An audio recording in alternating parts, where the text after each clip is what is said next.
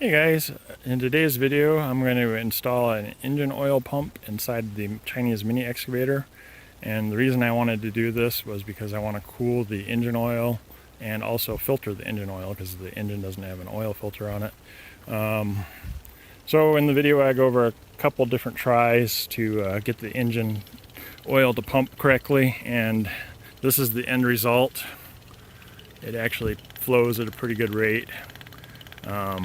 And if you're interested in seeing how this is done, sit back and watch the video. I hope you find it useful, and see you in a few seconds. So before we get started on installing the actual pump into the excavator, I want to kind of describe what I'm doing here. I originally wanted to do an electric fuel pump as my primary method, but I'm actually going to use this as a backup method if the primary method doesn't work. So for my primary method, I want to create a pneumatic oil pump, just using the pressure differential that's created inside of the crankcase every time the piston cycles up and down in the cylinder. So when it goes down, it's going to create a positive pressure in the crankcase. When it goes up, it's going to create a negative pressure in the crankcase. So let me show you the little parts for that and how it's going to work. All right, so let's go through the theoretical of how this pneumatic oil pump should work. This white paper is going to represent our engine crankcase. These are 12 millimeter by 1.5 millimeter pitch to barbed fittings, and we're going to use 5/16 hose. So all right, so we'll have a barb fitting coming out of the crankcase, going through a check valve, going to a barb T that's going to have a section of hose that's blocked off at the top that's pointing straight up, that's going to just have an air pocket in it. I'll get that in a minute. This is a fuel filter with the element removed. This is a glass fuel filter with a metal housing. This is what they look like with the fuel filter in them. This is going to represent our engine oil cooler, our engine oil filter, since they're already installed on the machine when I did the hydraulic oil cooler. Another check valve and another barb to 12 millimeter by 1.5 millimeter pitch going back into the crankcase. So as the piston goes down in the cylinder, it'll create a positive pressure in the cylinder, and what we're going to have is oil wanting to go both directions, but this check valve here is going to block the oil flow. This one should open from the positive pressure. It's going to let a little bit of oil in, and then this little stub that's on the T here has an air pocket in it, so a little tiny bit of oil should go up in here. It's going to continue to pressurize the system, and since there's pressure still on both sides of the piston, it's not going to flow all the way through the system. But on the upstroke of the piston, and sorry for that airplane that's flying overhead, it's pretty loud, you're going to create a negative pressure inside of the crankcase. And what that's going to do is going to open this check valve, close this check valve, because it's going to be negative pressure here. It's going to want to suck this way, but the check valve is going to stop it here. The oil that's built up with the air pressure in here should push just a little bit this way and go back through the system, through this check valve, back into the crankcase. Now, if we're moving 1 milliliter of oil, which is a very small amount of oil, on every revolution of the engine, you're talking about running 2,000 to 3,000 RPMs. That's 2 to 3 liters of oil. So I believe this method should work. I hope it does. We're going to find out. So I'm going to install it and see how it works. Okay, so before I get started on putting hoses and stuff in there, I need to remove the engine oil. I'm going to use my oil extractor here.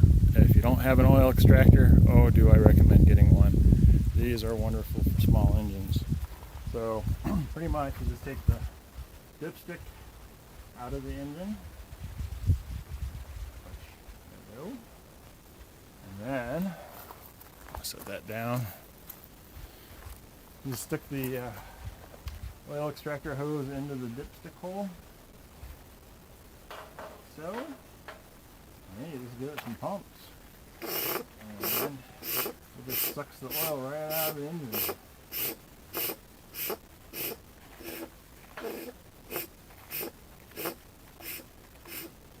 you don't have to pump it all the time. This one actually uses a compressor input too, so you can actually just run an air compressor to it and it'll create a vacuum that way. But I don't mind hand pumping them because it's convenient. But give it a minute here and it'll start sucking air when it's done pulling that oil out of the engine.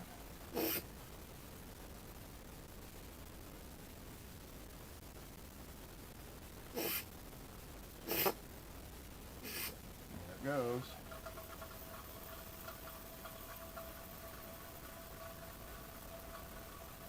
Man, do I love these oil extractors. Then you can just move the hose around a little bit and make sure you got everything out of it. And that gets probably about 95% of your oil out of the engine crankcase. And you can cut the tip of the hose so that it actually lays flat on the bottom of the crankcase, but I don't worry about removing that very last bit of oil from the crankcase. So, anyways, that was the pulling the oil out of the engine before we get started. A real quick planning of the routing of the hoses. So this is the back side of the engine. I'm going to make this the inlet side. The reason being is the filter housing is right here. I want this to be one of the last things before the oil goes back into the engine crankcase. So the front side of the engine will be the outlet. The check valve on that side will be facing out. The check valve on this side will be facing in. Anyway, so also I'm going to have to add another little bit more than a half a liter to this engine after we get all this hooked up, because this radiator holds about half a liter plus whatever goes into this oil filter. I might pre-fill those before we go ahead and fill the engine up again. So anyways, just trying to think about what I want to do, and then I'll get those hoses cut and installed, and then we'll revisit and see how things work and if this actually works. See you guys in a while. Okay, on the oil filter remote, it requires 1/2-inch NPT fittings going into the housing. So what I have is a 1/2-inch NPT to a 3/16 or 5/16 barb, 5/16 barb, and then I have a 90 here because I want the routing of the hose to go, because this is the output side of the filter, to go down nicely instead of going straight up in the air and then back down. So that's why I have a 90 here. I'll put a link to the parts on Amazon just in case you want to try something like this yourself in the description down below the video. Anyways, so I'm going to continue on with the connecting all these parts up, and I'll just make intermittent videos, segments as I go along just to show the progress. I'm not sure you want to sit there and watch me do the whole thing step by step, every single second of it.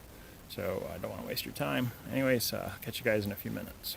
All right, real quick one here. To make the air pocket that's required for this pneumatic oil pump to work, just cut a lag bolt that you just get from any hardware store, the EC size lag bolt. Cut it off where the threads begin and just sanded it flat here. You just shove it into the little short piece of hose that's going to be the air pocket, and then put a hose clamp on there, and it has to be vertical like this, otherwise it'll fill with oil. But what that does is it creates an air pocket that will compress, because air will compress and the oil won't, and that'll give you a little reservoir that you're cycling the oil up and down through. So anyways, I thought I'd show that real quick before I continued on with this construction, and catch you guys in a few minutes. So I decided before I actually go ahead and connect the hoses here, I'm gonna pre-fill this using engine oil, the 5W30, and I'm gonna use my fancy little flexible hose funnel that I made. It fits right in there.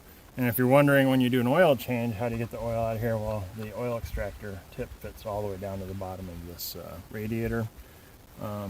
So I can just extract the oil out of there, and when we change the filter, it comes out with that. And then we just pre-fill these again before we finish the oil change, and then put the hose connection back on the 10 AM connection.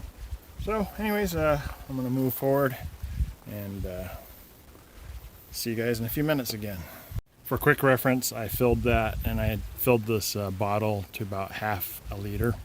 I saved these old oil jugs that have the side sight glass on them to use specifically for situations like this, so I know exactly how much fluid I have to put in there in the future. So I poured it in there until it started just barely coming out of the top of the connection point there, and it was about 0.45, 0.46 liters. So that's just for future reference to refill that on a future oil change. So I went ahead and finished hooking all the hoses and check valves and sight glasses and everything up. I pre-filled the oil filter with oil, and I pre-filled the radiator with oil. I just filled the engine to the top of the threads with oil. Let me show you the hoses and where they're connected. So we have that barb fitting going into the bottom of the engine here on the back side. You can see the check valve is facing into the engine, indicating our oil flow is going to be through the filter down that way. This is the sight glass. So it comes up, it's hard to see. It comes up, goes to the sight glass, to the output side of the remote oil filter connection. The input side comes up, goes to a T, and here's our little air space for the oil to go up and down in. And then it shoots across to the radiator. And then on the other side of the radiator, we go down. And you can see it going down here. I'll pull on the other side of the hose. Let's see. And you can see I'm pulling on it. It goes to the check valve. And then let me go around the other side. Go. Here's the check valve here. I can't see the arrow on it this way, but it goes into this side of the engine. And I'm going to tell you what, it is such a tight fit in there that I had the dickens of the time tightening and taking the other plug out of here, just because there's not much space in here to work. So I think next time if I had to do this, I would actually unbolt the engine from the engine mount and try and move it over so I had more room to access it. But anyways, next step is to actually fire the engine up, watch the sight glass, and see if this pneumatic oil pump actually works. Okay, so I did a little test run on it. It does pump oil, but just not as much oil as I'd like. So we're going to go fall back to the electric pump and see how that works. You can see the oil in there. It just was not flowing at a very good rate. It was just kind of dripping, drip, drip, drip, drip. So anyways, that was disappointing. I expected that to work better than it did, but there must not be a whole lot of crankcase pressure to do this with. So anyways, that's all part of learning. On to the next step, putting that electric pump in there. Okay, so I put the electric fuel pump in. I replaced where the T was for the air gap thing. I'm going to zip tie this in place when we're done so it doesn't like bounce around. I might build a mount bracket for it. It goes up here and then mounts to that. Probably do that. But I haven't wired it yet. I'm just testing it with a little 12-volt battery, and it does pump quite a bit of oil. I'm actually surprised it actually pumps that good. So watch the sight glass and you can see it once it starts pumping. Starts moving some oil through there. So I'm going to go ahead and make a mount bracket for this pump to sit on, and then finish wiring this up, and then test the whole system out with a high temperature engine run, see how much cooling we're getting out of it. Anyways, I'm gonna get going with that and see you in a bit. Okay, I decided to make a mount bracket for it. I just went in and got some 1/8 aluminum and bent it to where I want it to fit, and it'll be roughly here, and then the pump will mount there. The ground wire will just come up and mount. I'll just put an eye loop right here, mount it to the bolt hole here, and then the power wire we're going to run into the engine compartment over to where the battery is. And then the fuse that I did for the fan, I'm just going to tie it into the same hot line after the fuse. So anyways, I'm going to do that, mount everything up, and then do our test run and see how things go. Alright, so I have it all mounted in here. It's pumping happily now. I have it wired up so that the ground screw, or the ground connection for the pump, is actually to the frame of the vehicle. And the on-off switch basically disconnects the negative terminal of the battery from the frame. So if you turn off the switch, anything that's grounded to the frame will be turned off. So that's kind of a nice, easy way to wire stuff. The pump seems to work pretty good. I'll show you quickly. Mounted it to this vertical support here. Use 1/4-20 bolts that are like 1 inch long to mount the pump to this. That way I can easily get in here and replace it if it breaks. Ran the positive wire down and connected it into the fused connection I did for the fan before.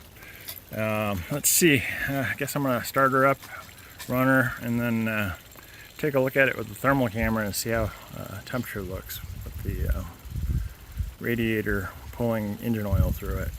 So I moved the machine down to the shade so we can actually look at the camera on the screen on the thermal imager. It's kind of hard to see in the sunlight. So anyways, I've had the engine running for well over half an hour, and let's take a look at stuff. I'm going to shut the engine off. Shut the engine off so you can hear a little bit better, but the radiator is still pretty loud. So if we look at the input to the radiator, we're about 128 degrees Fahrenheit. I've seen it as high as 132. And we look at the input to the pump, it's 106 degrees, 107 degrees. And if you look at the radiator, you can actually see a thermal gradient as it goes through the radiator. So it's really hot on this side where it's brighter, and then as it cools down, as you can see, it gets cooler as it goes across the radiator. So the radiator is doing a fine job of cooling the engine oil. And anyways, I thought this is pretty much a worthwhile project for me. I'm not sure if you guys would take it on, but it was going to be good because it's going to filter out contaminants from the engine oil with the filter, and then it's going to cool the engine oil and help prolong the life of the engine. So anyways, if you liked the video, hit that like button. If you haven't subscribed yet and you'd like to see more content, I have more content coming. Hit that subscribe button. And as always, thanks for watching my videos. I appreciate you guys a lot, and I'll catch you guys on the next video.